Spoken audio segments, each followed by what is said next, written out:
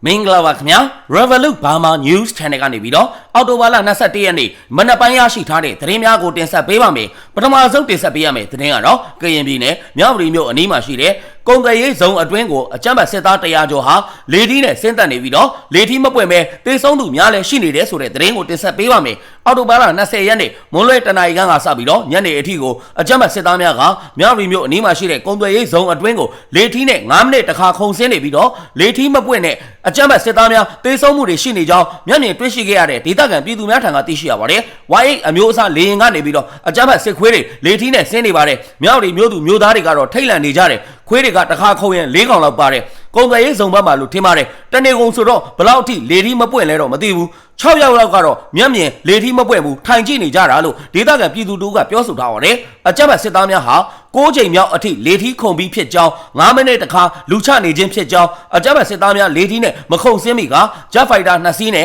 မြောက်ရီအာရှလမ်းမကြီးဒေါနာတောင်ပေါ်ကိုဘုံများကျဲချခဲ့ကြောင်းဒေသခံပြည်သူများကဆက်လက်ပြောဆိုထားကြောင်းသတင်းရရှိပါတယ်ခင်ဗျာနောက်ထပ်တင်ဆက်ပေးရမယ့်သတင်းကတော့မကွေးတိုင်းပွင့်ဖြူမြို့နယ်အရှေ့ပိုင်းရပ်ကွက်အုပ်ချုပ်ရေးမှူးတာထွေးအောင်ရဲ့နေအိမ်မှာဘုံ2ချိန်ပောက်ကွဲပြီးတော့နေရင်းရဲ့အရာရှိတအုပ်အပါအဝင်၄ဦးအပြင်းထန်ဒဏ်ရာရရှိခဲ့တယ်ဆိုတဲ့သတင်းကိုတင်ဆက်ပေးပါမယ်။အော်တိုဘာလ20ရက်နေ့မွန်းလွယ်12:56မိနစ်မှာပွင့်ဖြူမြို့အရှေ့ပိုင်းရပ်ကွက်အုပ်ချုပ်ရေးမှူးတာထွေးအောင်ရဲ့နေအိမ်မှာဘုံပေါက်ကွဲခဲ့ပြီးတော့ပေါက်ကွဲမှုဖြစ်ပွားပြီးတဲ့နောက်မှာပွင့်ဖြူမြို့မှာရဲစခန်းကစခန်းမှုနေရင်းရဲတပ်ဖွဲ့ဝင်များနဲ့အုပ်ချုပ်ရေးမှူးတို့ရောက်လာခဲ့တယ်လို့သိရပါတယ်။အခုလိုမျိုးရဲစခန်းမှုနဲ့နေရင်းများရောက်ရှိလာတဲ့အချိန်မွန်းလွယ်1:09မိနစ်မှာထပ်မံဘုံပေါက်ကွဲမှုဖြစ်ပွားခဲ့ပြီးတော့စခန်းမှုနဲ့နေရင်းရဲများအပါအဝင်၄ဦးအပြင်းထန်ဒဏ်ရာရရှိခဲ့တယ်လို့သိရပါတယ်။ပွင့်ဖြူမြို့အရှေ့ပိုင်းအုပ်ကြီးတာထွေးအောင်ရဲ့နေအိမ်မှာဘုံ2ချိန်ပေါက်တာပထမအချိန်ဘုံပေါက်ပြီးတော့စခန်းမှုနဲ့နေရင်းထွန်းနိုင်ဝင်းအုပ်ကြီးတို့ရောက်လာတဲ့အချိန်နောက်တစ်ချိန်ထပ်ပေါက်တယ်စခန်းမှုနေရင်းရဲ့အုပ်ကြီးသားအငယ်ကောင်လေးရဲ့ထောက်ခံစာလုပ်တဲ့တကောင်ရဲ့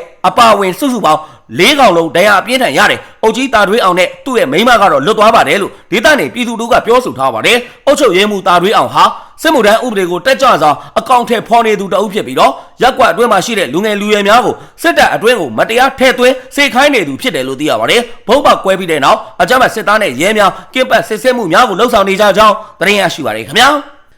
ဆက်လက်ပြီးတင်ဆက်ပေးရမယ့်သတင်းကတော့စကိုင်းတိုင်းရင်းမာပင်မြို့နယ်မှာဝမ်ပေါင်ကုမ္ပဏီကိုပစ္စည်းများပို့ဆောင်မဲ့ကားတန်းကိုမိုင်းဆွဲတိုက်ခိုက်ခဲ့တယ်ဆိုတဲ့သတင်းကိုတင်ဆက်ပေးပါမယ်။အော်တိုဘာလ18ရက်နေ့မှာမြန်မာဝမ်ပေါင်ကုမ္ပဏီနဲ့မြန်မာရန်စီကုမ္ပဏီအတွက်အက်ဆစ်နဲ့ဒိုင်လူများတင်ဆောင်လာတဲ့ကားအစီး40ခန့်ပါဝင်တဲ့ယာဉ်တန်းကိုတော်လိုင်းတပ်ဖွဲ့များကရင်းမာပင်မြို့နယ်ရဲတပ်ရင်28နဲ့မြောက်ရမတရားကြားပသိမ်မုံရွာလမ်းပိုင်းမှာမိုင်းဆွဲတိုက်ခိုက်ခဲ့တယ်လို့သိရပါတယ်။အဲ့ဒီရင်တန်းကိုည10:00နာရီခွဲအချိန်မှတစ်ချိန်ည10:35မိနစ်အချိန်မှတစ်ချိန်မိုင်းဆွဲတိုက်ခိုက်ခဲ့ခြင်းဖြစ်ပြီးတော့ကားခေါင်းပိုင်းထိမှန်ကမှန်များလဲကွက်အမှုဖြစ်ပွားခဲ့တယ်လို့သိရပါတယ်။မိုင်းထိမှန်ခဲ့တဲ့ရင်တန်းဟာလည်းမိနစ်30ခန့်ရန်နာပြီးတော့ကားကိုပြန်လည်ပြင်ဆင်မှုများလှုပ်ဆောင်ခဲ့တယ်လို့သိရပါတယ်။အကြမ်းဖက်စစ်ကောင်စီတပ်သားများဟာတော်လိုင်းတပ်ဖွဲ့များရဲ့မိုင်းခွင်းအများအများရှိတာကိုသိရှိတဲ့အတွက်ကြောင့်ရဲတပ်ရဲ28ကထွက်လာခြင်းမရှိတဲ့အတွက်ကြောင့်အသေးပြောက်မရှိဘူးလို့သိရပါတယ်။အဲ့ဒီတိုက်ခိုက်မှုကို Regional Front Fighters RFF ရင်းမာပင်မြို့နယ်တိုက်နယ်နှစ်ပကဖတပ်ဖွဲ့နဲ့ Black Eagle LPDF တပ်ဖွဲ့တို့ကပူးပေါင်းလှုပ်ဆောင်ခဲ့ကြတယ်လို့သိရပါတယ်။အလားတူပဲ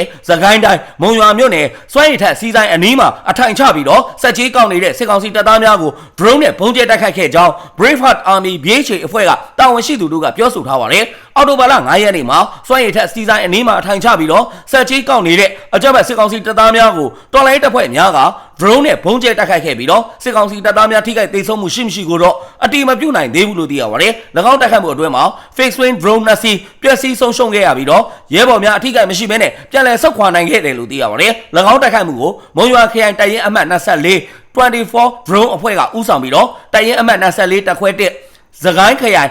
်တပ်ရင်းအမှတ်5 MRA မုံရွာခရိုင်ပကဖ Braveheart Army BHA drone အဖွဲ့ Ninja drone အဖွဲ့တို့ကပူးပေါင်းလှုပ်ဆောင်ခဲ့ကြကြောင်းသတင်းရရှိပါတယ်ခင်ဗျာနောက်ထပ်တင်ဆက်ပေးရမယ့်သတင်းကတော့ခြေလင်းခြေမြန်တပ်ရင်းများမှာရှိတဲ့စဖိုးဆောင်တွေမှာတာဝန်ယူထားတဲ့အရာရှိတွေကိုရှေ့တန်းပို့ဖို့နေပြည်တော်ကအမိန့်ထုတ်ထားတယ်ဆိုတဲ့သတင်းကိုတင်ဆက်ပေးပါမယ်။စီရေးလိုအပ်ချက်အရာရှေ့တန်းပို့ဆောင်ရမှာတပ်စုတပ်ခွဲတွေကိုဦးစီးနိုင်ဖို့ရှေ့တန်းကိုပို့ဆောင်နေတာလို့ခြေမြန်တပ်ရင်းနဲ့နှီးစပ်တဲ့သတင်းအရင်းမြစ်ကပြောပါတယ်။တချို့ဗိုလ်ကြီးတွေကတိမ်မာကြောက်လို့ရှေ့တန်းကိုမလိုက်ပဲဖိုးကြီးတွေမှာချက်ကြီးဘဝနဲ့နောက်တန်းမှာနေပြီးတော့ရှေ့တန်းရောက်စစ်တီတွေရဲ့လစာတွေကိုထုတ်စားနေပါတယ်။တချို့ကလည်းတပ်ရင်းမှုဗျူဟာမှုနဲ့ပိုင်တော့ရှေ့တန်းကိုမထွက်ရဘူး။ အခုအမိန့်ကအကုန်ထွက်ရမှာလို့ပြောဆိုထားပါတယ်ရှမ်းမြောက်ကချင်နဲ့ရခိုင်အတွက်စစ်ကူပို့ရမှာပို့တလောက်တင်နေပြီးတော့ဘယ်သူမှရှေ့တန်းကိုမထွက်ချင်လို့အရာရှိအများစုကစဖိုးဆောင်မှာတာဝန်ယူတဲ့သူတွေရှိနေကြောင်းတပ်မ55နဲ့နီးစပ်တဲ့သတင်းအရင်းမြစ်ကပြောပါတယ်တပ်မ55မှာရှေ့တန်းဆိုတဲ့အတန်အောင်ဘယ်သူမှမကြားကျင်တော့ဘူးတပ်ရဲအလိုက်စစ်ကူသွားလိုက်လို့သွားတဲ့တပ်ရဲမှုပြန်လာရင်မပါလာတော့ဘူး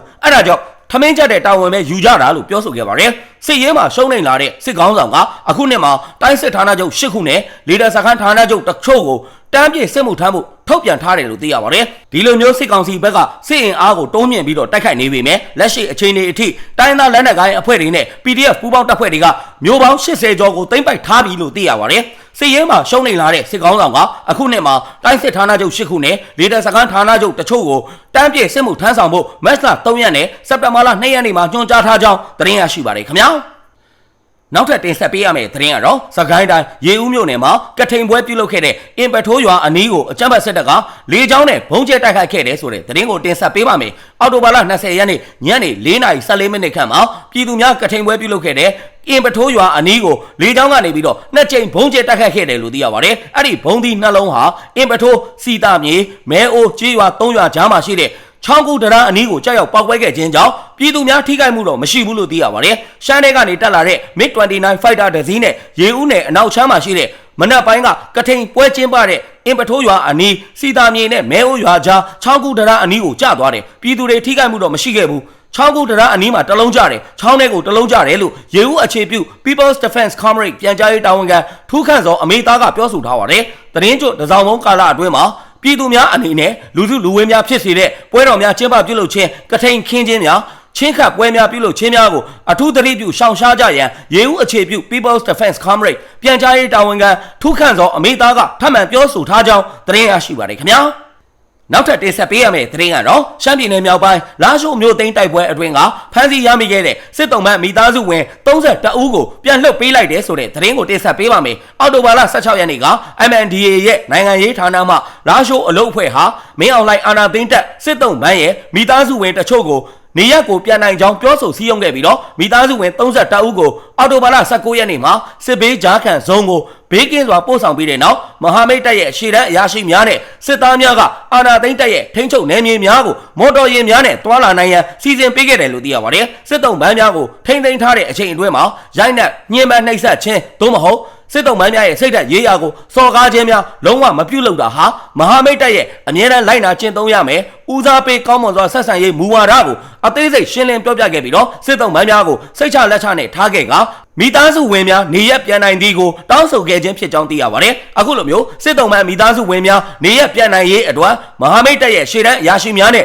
စစ်တီများကအနိကပူးပေါင်းဆောင်ရွက်ပေးခဲ့တယ်လို့သိရပါတယ်စစ်တုံးပန်းရဲ့မိသားစုဝင်32ဦးရဲ့အပြန်ခရီးအတွက်စားနေရိတ်ခါနဲ့တဲခိုကပြဿနာတချို့ကိုဖြေရှင်းနိုင်ရန်အတွက်တပ်ဆိုင်ရာခရီးစရိတ်များကိုလည်းထုတ်ပေးခဲ့တယ်လို့သိရပါတယ်နေရက်ပြန်ကြတဲ့စစ်တုံးပန်းမိသားစုဝင်များဟာ၎င်းတို့ရဲ့မိသားစုဝင်များဖမ်းဆီးခံရတဲ့အချိန်မှာယာယီအခြေချစခန်းကိုလိုက်ပါနေထိုင်ကြခြင်းဖြစ်ပြီးတော့မဟာမိတ်တပ်ကရန်သူမိသားစုဝင်များအားလုံးကိုနေရက်ကိုပြန်ပို့ရန်ဆောင်ရွက်ခဲ့ကြတော့လေစစ်တုံးမှန်းများကိုဂရုစိုက်ပေးမှုကြောင့်မိသားစုဝင်အနေငယ်ကနေရက်ပြန်ရန်ညှင်းဆိုခဲ့တယ်လို့ပြောဆိုထားပါတယ်မကြသေးမီကအထက်လူကြီးများရဲ့ညွှန်ကြားချက်များအတိုင်းမဟာမိတ်တပ်နိုင်ငံရေးဌာနရဲ့အလုပ်အဖွဲ့ဟာမင်းအောင်လှိုင်အာဏာသိမ်းတပ်ရဲ့စစ်တီမိသားစုဝင်များကိုအိမ်ပြန်ရန်ထပ်မံစည်းရုံးခဲ့တဲ့အတွက်နောက်ဆုံးမှာမင်းအောင်လှိုင်ရဲ့အာဏာသိမ်းတပ်ဟာစစ်တီမိသားစုဝင်များအားလုံးနေရက်ကိုပြန်သွားကြခြင်းဖြစ်တယ်လို့ MNDAA ကထုတ်ပြန်ထားကြောင်းသတင်းရရှိပါတယ်ခင်ဗျာ